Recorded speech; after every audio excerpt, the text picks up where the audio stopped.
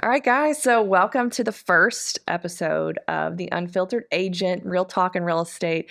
My name is Marlana Alvarez. I am your realtor friend in the business, and the whole goal of this show is been birthed out of all the crazy crap that's happening in the real estate market, in the real estate industry as a whole, and just making sure I'm doing my part because coming July 2024, things are about to change. They're about to get way different and a lot more complicated for a hot minute. I don't think they'll stay complicated, but there's going to be a lot of consumers out there who need to be better prepared for what's coming in the market. And in general, I have some of the best friends in the industry, and I want to help equip you guys, give you all the resources and knowledge and tools. Even if I'm not your agent, I can help you not get screwed in your next real estate transaction. That's my goal. So whether you're buying, you're selling, you're investing, this podcast is to help you not get screwed. And that way you're going to know what questions to ask, all the things that you need to know that you don't even know that you don't know. That's what this podcast is for. So for the first episode, I wanted to bring on my other half, Edward, who is also a real estate agent, but he's a new real estate agent. He's been doing this a while, but not as long as me. I've been at about 10 years. I got started in 2014, and he got his real estate license a couple years ago, so he could be my wingman in this whole crazy ride. And I wanted to bring him on and show him off to you guys, but also have him be part of the conversation, get to know me a little bit, and just talk about what's going on. So thanks, Ed, for being on with It's me been a fun today. ride this last, 2.5 years. As started as your assistant. Yeah, and for then sure. next thing you know, I had a license, and it's grown from there. It's been fun. Yep. So if you don't know me already, I'm a real estate agent. I work for La Rosa Realty, and Ed also works with La Rosa Realty here in Florida, Central Florida. And I also own a real estate brokerage in South Carolina. I have some awesome agents up there rocking and rolling, selling houses. And I've been doing residential real estate, like I said, since 2014 as a licensed agent, but I've been working in the business since 2008. So I've seen a lot. So from the housing crisis, market crash, rebound, all the things that happened during COVID, the market going nuts with 2.4% interest rates, and to present day, which was when Ed got his license, when everything started getting really freaking expensive. Most people right now have a very hard time if they don't have a lot of liquidity just because freaking mortgage rates are all-time highs for our generation. I know everybody else is like, oh, well, you should have heard them when they were, 17% in the 80s and 70s. But we're not there. Okay. Everybody, all us millennials have sticker shock and we can barely afford anything. And it sucks. So it's a weird time to be in real estate. And this podcast is all about that. Why would you want to be in real estate in 2024 when they're estimating that, like, I was reading an article by housingwire.com, which was actually off of a really big analysis that potentially 1 million real estate agents are going to be leaving the industry and coming in the next 24 months, so the next 2 years, because of this big NAR lawsuit. Now, I want to touch on what is this NAR lawsuit? Why does it matter to you? Why would it cause 1 million realtors to leave the industry? Now, mind you, that's 2/3 of the industry because there's only 1.5 million realtors. Approximately, yeah. Yeah, approximately. That's a new word I learned. But anyway, there's a lot of people who are going to be exiting this business. And some people have been like, oh my God, that's great. I'm so happy. There's going to be less realtors because I can't go to Publix and walk 5 feet without bumping into one. And other people are terrified because it's their livelihood. They're scared of what this is going to mean for them if they no longer have a job. But, what do you think of this NAR lawsuit? I know you're new to real estate, so some of it's still a little bit hazy, but that's why we're having this conversation. I think you can bring a lot of insight into the non-real estate perspective. Yeah, I think that's a good question because it's really going to expose the gaps of where, what we used to do has shifted a little bit, where when we're presenting a property or we're working with a buyer or a seller, how we present that is going to shift a little bit. And a lot of people I've learned with time don't like change. And it's No. not A plus B equals C anymore. And it's also not that complicated either. I think a lot of people, if they haven't had a background in negotiations, maybe, or maybe um, you're going to see where these little bit of holes. And I think good realtors are going to adapt and overcome, and it's going to play to their strengths. And I think, as you said, maybe the million that exit are going to be the exact opposite. But I see this as actually a great opportunity for realtors. Yeah, it could be. It could be a great opportunity for a lot of people. It could be a really bad thing. So, for those of you who don't know what the NAR lawsuit is, let me just give you a very general explanation. So, this started all back in March of 2019, and there have been several big conglomerate investment groups who bought up a lot of real estate through COVID. And they've gone after NAR, they've gone after Keller Williams, Remax, Real, a ton of other huge real estate brokerages, accusing them of price fixing, accusing them of saying that standard, putting a standard rate of commission in the MLS is basically creating a scenario where buyers and sellers don't realize that's negotiable. And while we do post a commission if I listed your house for sale, and currently the way the law sits, I can advertise what I would pay. So if Ed had the buyer, he brought a buyer and he sent me an offer on my listing. In the MLS, it states, this is only where we as agents can see this, in the multiple listing service where I list your house online and then it goes out to all the other websites. On the realtor only side that we can see, it shows what I'm willing to pay him if he brings me a buyer. And the seller is currently the one responsible for paying that commission. And it's always been negotiable. I mean, if you don't want to, pay that as a seller, you decide that when you list your house with the agent you decide to go with, and they're going to broker your property. You decide right then when you go under contract with that listing agent what you're going to pay the other side. What this NAR lawsuit basically said is that these large investment companies who are buying up all this real estate lost millions of dollars because they paid what they claim to be unnecessary buyer agent commissions. Now, are buyer agent commissions unnecessary?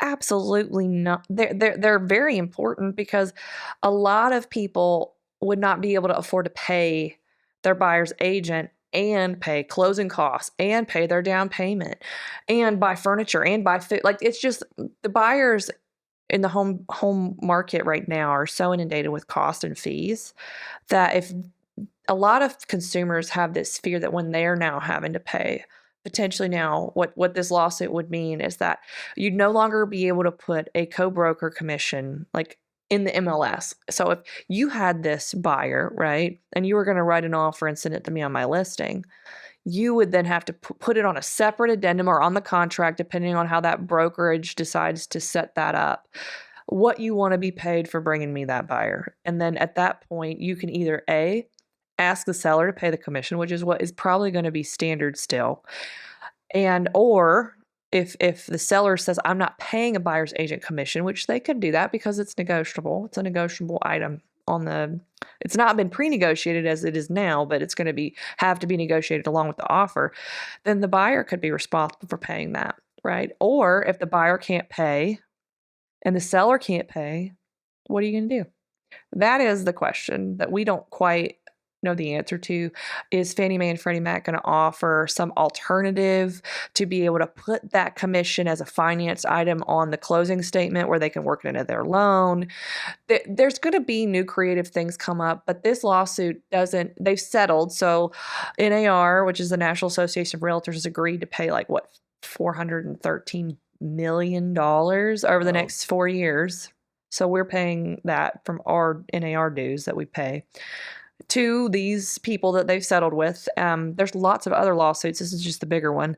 And it just that lawsuit covered all the individual brokers that I think had a net worth of like less than like 2 million. And all the bigger ones are now having to settle on their own, like Keller Williams and Remax and Real. I know Real just settled. And it's been a big stink. That's a big company, and it's kind of hurt a lot of people that I know that work for that company. They're not happy about that, but it's like, what do you do?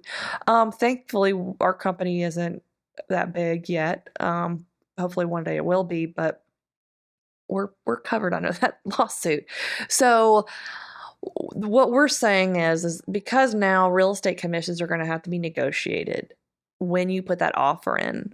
As a newer agent coming into the business, where do you feel your, not necessarily your hangups, because I know you're very good at negotiating and you're good at advocating for your value and yourself, but where do you feel like the gaps are going to be at, and why do you feel like they're saying because of this change, this is the change, it's just the commissions aren't going to be on MLS anymore. The buyers and the sellers will have to negotiate that at the time of the purchase agreement. That's the only change that's really the major change that's going to affect consumers that's been created. But why do you think that that's going to cause those 1 million agents to leave the industry? I think a lot of people, and I've seen this in just outside of real estate or with realtors, is the fear of asking, or the fear of, before it was set, you knew right then it was 2.5%. Yeah. And I think a lot of people have this like fear of rejection, or maybe this fear of something there that is really going to be challenging to a lot of So people. you're saying they don't know how to negotiate. Absolutely. They're not going to know how to advocate. They're not going to know how to present that. Negotiation is a skill. And, and to me, there's a lot of great books on it, but it's something that a lot of people always think of negotiation as like confrontation, or it's just all we're doing is seeking to a solution. And I'm saying, hey, would you be open to A, B, or C? And then I present something to you and you say, I like B. Would you entertain the idea of D? And then we just come to a win-win. And that's how I think of it. That's the best way to speak of it. It's win-win. So when I'm negotiating, I'm there to make sure everybody wins. My client wins. We're also working. I win. My seller wins. The buyer wins, because that's what we're here to do. Is everybody gets to move this ball down the field. And my buyer's happy with this home, this dream home that they love. The seller's happy because we negotiated a fair rate where he felt it was okay. And then I think, and that's the joy that I think you get from that negotiating. Now, I think a lot of people see this a little bit of curve when we talk about money and we talk about the word commission. And I go, no, it's just the same thing. Yeah, because it's not something we've had to talk about. Like I've been in real estate now 10 years, and I've never had to have a buyer pay my commission ever. So, and it not only is that going to be the true statement for most agents that I know, but I think that's an industry wide. Most buyers agents have never had to negotiate this or even talk about commissions with a buyer that's hired them to go show homes or even to do a buyer consultation. Sure. Another big thing now that's going to shift, especially in Florida and other states, this is not relevant. Like South Carolina, we already do this standard, but in Florida currently, consumers are not required to hire an agent to go show a home, meaning you don't have to sign an actual contract, right? So if I have some friends that call me up right now, the way the law sets in the state of Florida, this is not true for other states, but for Florida, I can function for them as a transaction broker with no buyer agent agreement in writing. I could just be a transaction broker. I can go open doors for them. I can write offers for them without any official paperwork, without having any conversation about, okay, I'm your agent. This is what this means. This is what my duties are to you, fiduciary wise, and this is what your duties are to me. Here, sign here. We haven't had to do that in Florida. So essentially, a buyer could work with multiple agents at once with no legal obligations to one party, unless that agent had a standard practice of doing a buyer agent, agreement. But that's going to be a big shift. And with that, this new conversation that's going to be had with buyers and with consumers is that, hey, buyer, I am now going to have to negotiate my fees like any attorney would, like if you've ever had to hire an insurance advocate, any other industry, typically they're paid out of the settlement, right? And real estate, that's been true too. But if they don't, if for some reason I can't negotiate my commission out of the deal, hey buyer, you're going to have to pay me this. This is the expectation. And what I think that's going to create is a scenario where agents are going to have to get really good at articulating their value. What value do you actually bring that would merit me as a buyer now having to pay you? Whereas before, buyer representation was always covered in the sale. of the house. Your buyer's agent was, and maybe you're a new buyer, you've never even bought a house before, or maybe you've bought and sold a couple houses, but you really weren't clear on how it worked. You just kind of went through the motions. The buyer's agent's paid by the seller. So when you currently buy or sell a home, it comes out from the net proceeds that the seller would have taken. So they're paying it on your behalf. And when you go to sell your house, you'll list the house with a broker. You'll pay the buyer agent commission if one gets brought to you. Now it's a whole different conversation. It's kind of got turned on its head because now you have this. I'm going to negotiate. Here's my value. Here's everything I'm going to do. Here's how I'm going to support you and make this a great deal for you. But agents are going to have to really come to bat with their best. And I think when it's the experienced ones who are very articulate, who know how to negotiate, who know how to advocate for their value and for themselves, and can do so for their clients, your track record of success is going to matter more than it's ever has. Your client reputation is going to matter. People are going to want to know that you actually know what the heck you're talking about. Absolutely. Because if you're going to have to pay somebody you're going to care about, that's my project, and I'm just projecting, that's my opinion. Yeah, I think that the decision is going to be made no different than if you go and you buy a brand name product or you buy a generic product. I'm not saying either good or bad. I'm saying you get to make a choice every time, and it's within, like, say, as a realtor, like when I'm working with an investor, the first thing I do is I start with not my value, but we start looking at the whole picture of something. And my goal is not only to get there smoothly, but how do I help him win along the way? You said earlier, connections. Who do you know? And when I can help pilot that between lenders, we title, we got electricians, we got anything in that arbitrary, like we've worked to build something to help make that path smoother for him. I think there's value built into that. And once they see that, that's, it's not just also negotiating a price all the time. We always think about the term of dollars, but what happens when we go in and we do an inspection period and we have these problems? What happens next? And that's where you're going to see experience, not just in the what to do, but the negotiations of here's how we're going to represent this back to the seller. Right. And that hasn't happened a lot of times. A lot of times I see a deal and it just goes ABC, and I think there's a lot left on the table. And now you're going to see good realtors, a lot left on the table with people. And maybe someone got what they wanted. But I do know that inside of this, you're going to see a lot better with these people that know how to pivot and protect their buyer or protect their seller. I always think the cream rises to the top, and it's going to be very relevant. I don't know how the whole commission structures and all are going to work out in the end and the negotiations. There's a lot of unknowns, but I do know one thing, that the conversations do change between how I speak to my buyer or speak to my seller, or how we orchestrate from A to Z. There will be shifts there, and I think that's what's going to throw a lot of realtors off. They're not going to know how to do it. Absolutely, they're not going to know how to talk, and they're not going to know how to articulate it. They're not going to have the. They're going. It's. I think this is my personal opinion. I think if you're not a strong negotiator or an advocate for yourself, if you don't do good business and you can't get up in front of a buyer and be like, "Yeah, I do really good business and I'm worth it.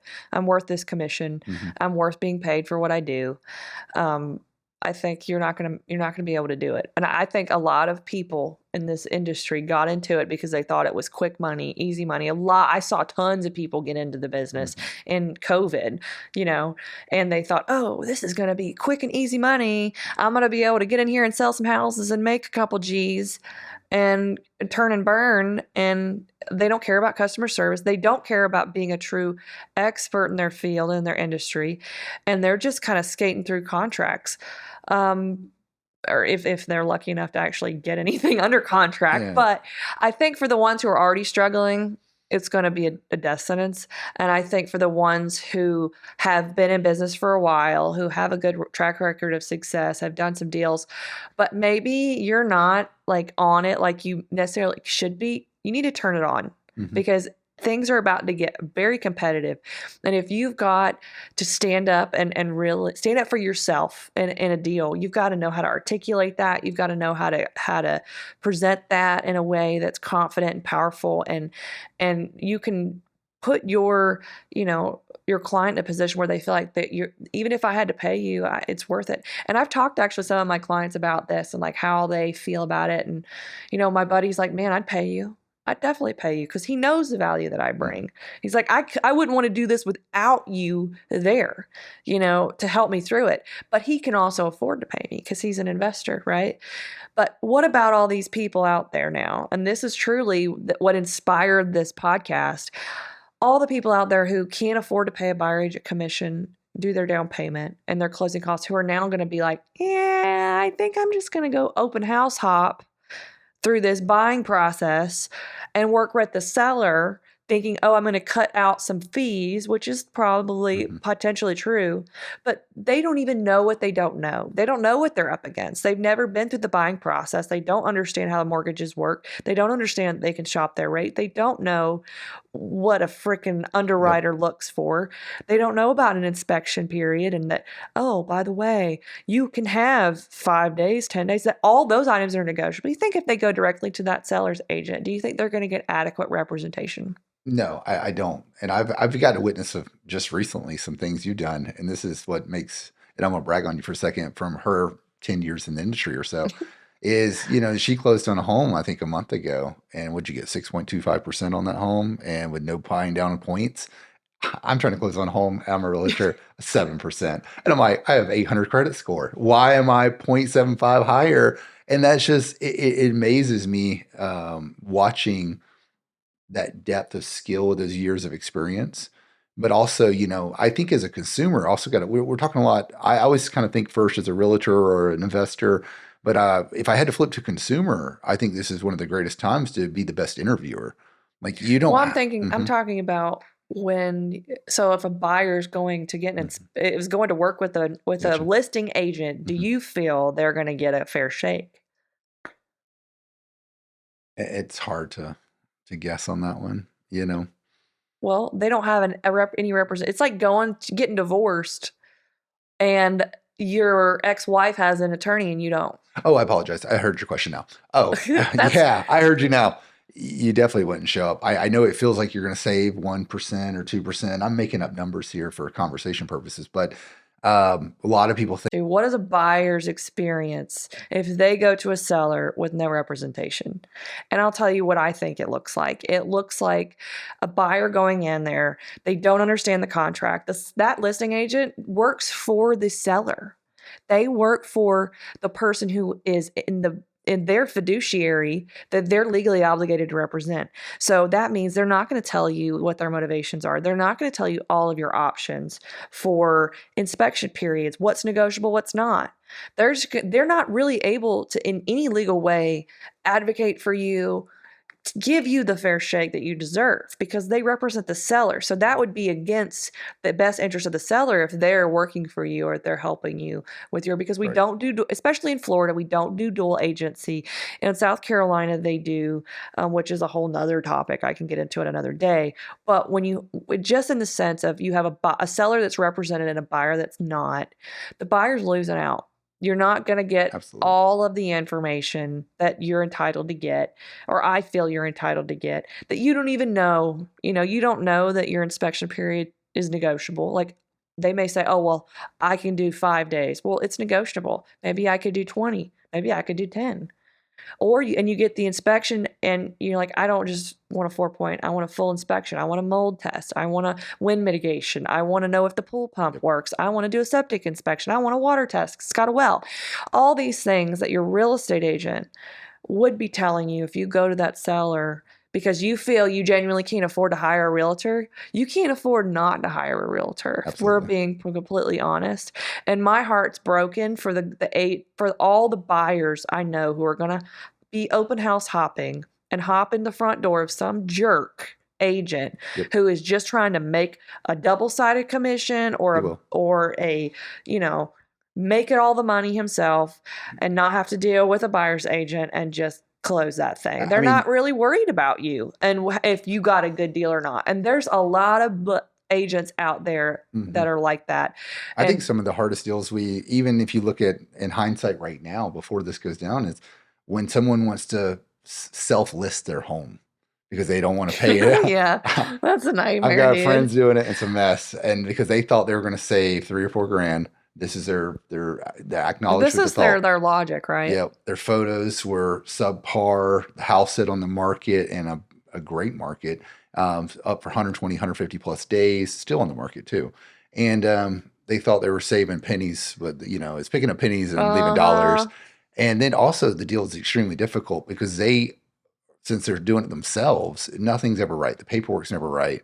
And it's like, but this is what you signed up to do for a couple And dollars. then they call you and they're like, hey, Yes, every what time. do you think about this? And I'm like, huh, maybe you should have hired me to help you, Yeah, because it's messy. you can DIY. And there's a lot of people out there that I feel like are smart and capable, and they can list Sure. their house and they can do it effectively. But that's a small percentage of the Yep. population, okay? Like a very small percentage of people that are actually capable of doing this themselves. Just like some people could dye their hair at home, but most of us shouldn't. Good example. There's some women out there who are freaking talented and can like, and they look amazing and you're like, Yep. I just did this. Not all of us are Susie homemakers, and there's some things I know I'm not good at that I will never do, but there's some things I do like to learn. But real estate's complicated, and it is very volatile, and Hmm. and there's so many things even as agents that we don't know going into a deal. And we at least know, we don't know everything, but we know where to shine the flashlight for you. That's the value that an Sure. agent brings. We help you know what questions need to be asked, and we manage that Yep. project and that deal till closing. So from the time you go to get your paperwork signed, we're checking behind the lender, we're checking behind the listing agent, we're making sure the seller's disclosure is filled out and they have all their other things. Good point. We're looking and making sure we're at the inspection for you, with you, and making sure, like, if you got to go to work, we're going to be there. And if your agents aren't doing these things, then they're probably not a good realtor. But these are the things that I think are going to matter. Absolutely The will. people who do their job properly, who take pride, who show their value and their worth, and they know how to Hmm. communicate that, are going to be the ones that succeed. And I think a lot of good realtors are going to fall out of the game, Yep. not because they're not good realtors, but because they're not willing to learn to negotiate, to learn to advocate, Hmm. to learn to articulate what they actually do, right? That's a big part of why we're doing this Yep. podcast, 'cause I want you guys to know this business and at least be a little bit freaking smarter than you were beforehand, Yep. and be on the up and up. Just like with this NAR stuff, a lot of people will not realize until after it's happened that not January, July something, I think it's like the 14th, the 24th, that the laws are going to change now. And if they're buying a house, then they're going to potentially have to be paying their buyer agent commission. Whereas if they wait, if they do it now, they don't have to. I'm not pressuring anyone to buy now. You buy when it makes sense. Just be aware that these things are Right. changing. And that my best advice, and what I really want to talk about, what this means for consumers specifically, right? Like, if you're a consumer, you're thinking about buying a house in the next 9 months, 12 months. What does this look like? I think regardless if you're worried about buyer agent commission or not, I think liquidity is super important. Like, you Yes, need to absolutely. have enough money when you go up to buy the house that you want to buy. You're going to need to save. And that doesn't mean having 20%, but it means having enough money to cover whatever you need to cover. So if that dream house comes up, you can afford to pay a realtor, you can afford to pay for your inspections. You're not going to skimp out on what needs to happen. It's the biggest investment you'll make in your life. Like, it's Absolutely. worth it, worth putting it into, and having that liquidity, even if you don't need it. You could save it and invest it in something else. But I think that quit eating out for a little while, pinch some pennies, figure out where you can save some in your budget to put it away, put It, more away, put some more of that tax refund yep. back. I think people are just going to have to be more conscious now moving forward, especially the traditional buyers, I home agree. buyers, non-investors, but the home buyers that are on the residential side are going to want to I think with the have more change or cash. not the change, I think that's just a good way to think. It's Yeah, um, regardless. you've got to start future forecasting, especially if you're watching this video right now. You're in some area that you're like, all right, maybe I don't have my dream home, or maybe I want to buy investments, or there's some kind of real estate thing that you foresee yourself going into in the next year or two. And so with that thought process, it's good to start having these kind of conversations. And I love that you're starting this podcast because it's allowing people to start generating the questions to start getting answers that they're seeking. Because I'll tell you, it's like the wild wild west out there when you start at first. But it's kind of cool once you learn this, you start asking the right questions. It gets a lot more clear cut. It's not so scary Yeah, anymore. and it's actually a Scary lot of fears a lot fun. of people. They get It's a scared lot on of it. fun because there's a lot Hmm. of potential in real estate to Yep. make you can really build wealth in real Hmm. estate. But you can also maximize your current, assets and just having a home instead of renting. Like Yes. there's no reason why, if you're, able to have a full-time income and you can put back some money, that you shouldn't be able to be a home. I think everybody deserves that works hard in this country should be able to have Sure. a home of their own. They should be able to own. I think the way, and call me a conspiracy theorist, but it kind of feels like the way things are going, like the powers that be, Big Brother, they don't want regular Americans buying homes. No. They want us to be a renter society like it is over in Europe, where it's so freaking hard to get credit. It's so hard Yes. to actually buy a house. And in America, we're very blessed up to this Hmm. point where anyone who had good credit, paid their bills, and could save some money could go buy a house. And I Yep. think that's freaking amazing. Yep. And I work in real estate because I value that right Hmm. and that privilege that we have here. And I don't feel like legislation, the government's decisions have been really working toward protecting that lately. And there's a lot of people who would rather you pay them rent because they figured out, they make a whole lot more money off of renters Right. and owning it all than selling, even the mortgage side. Because if you look at it, back 2008, they made, before leading up to that, how are these hedge funds making money? By writing loans to consumers like us, which drove, all of the requirements out the window. So anybody could get a loan with no income verification, nothing like that. Well, now that's crashed, and the government's kind of slapped their hands and said, "Oh no, no, everybody's got to, meet all these requirements. All these loans need to meet Hmm. these certain guidelines."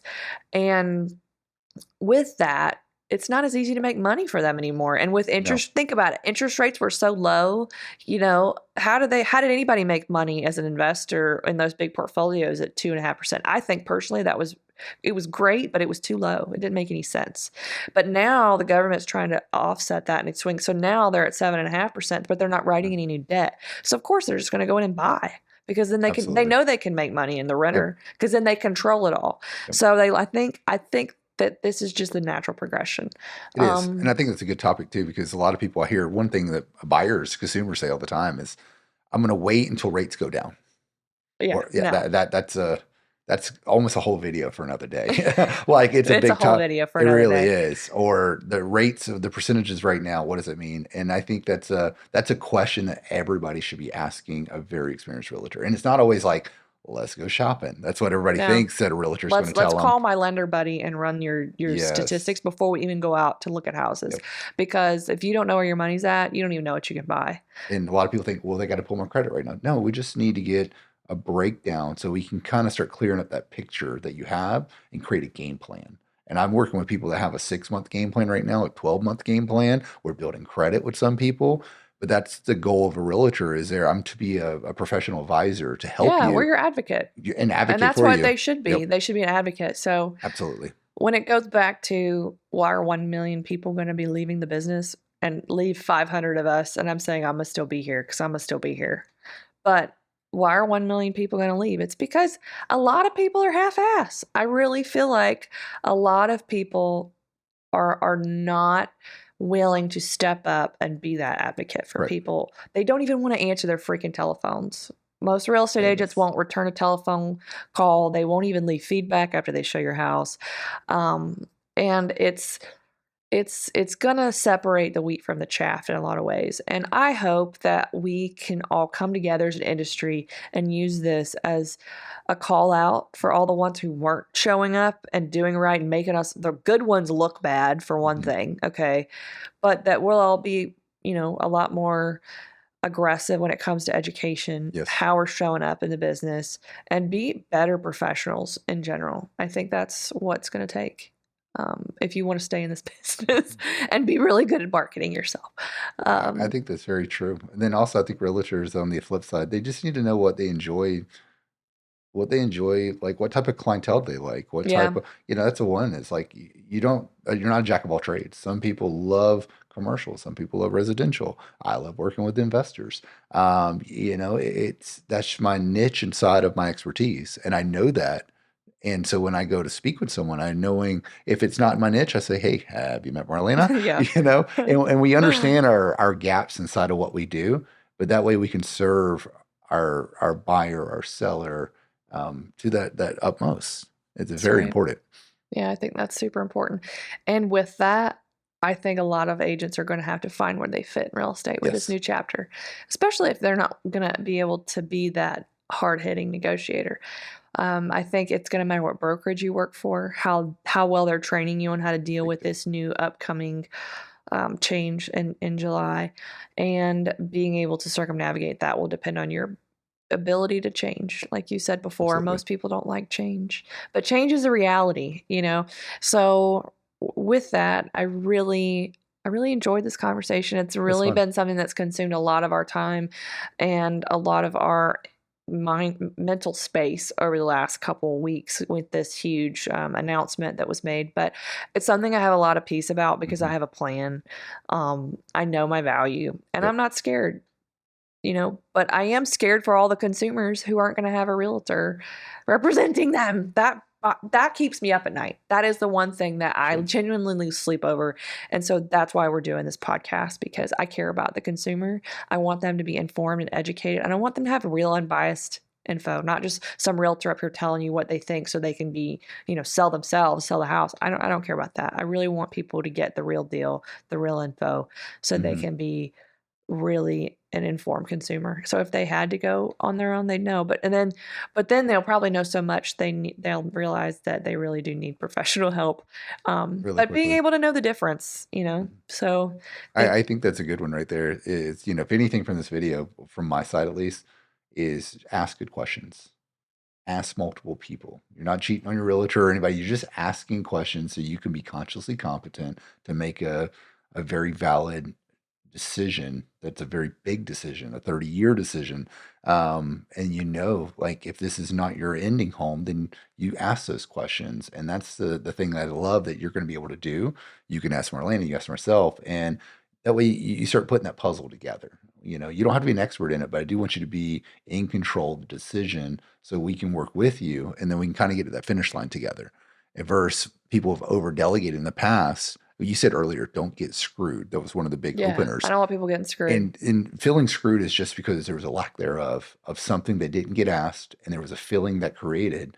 And whether you did or did not, it's not a good feeling afterwards. No. And Well, typically it's not just about feeling. It's like somebody usually loses money.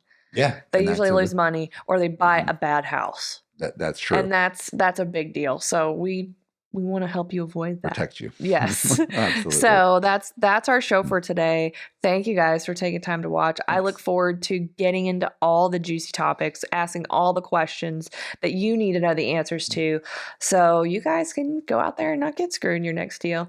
I'm Marlena. Thanks for watching or listening if you're tuning in on the podcast side, and we'll see you next week. Bye, guys.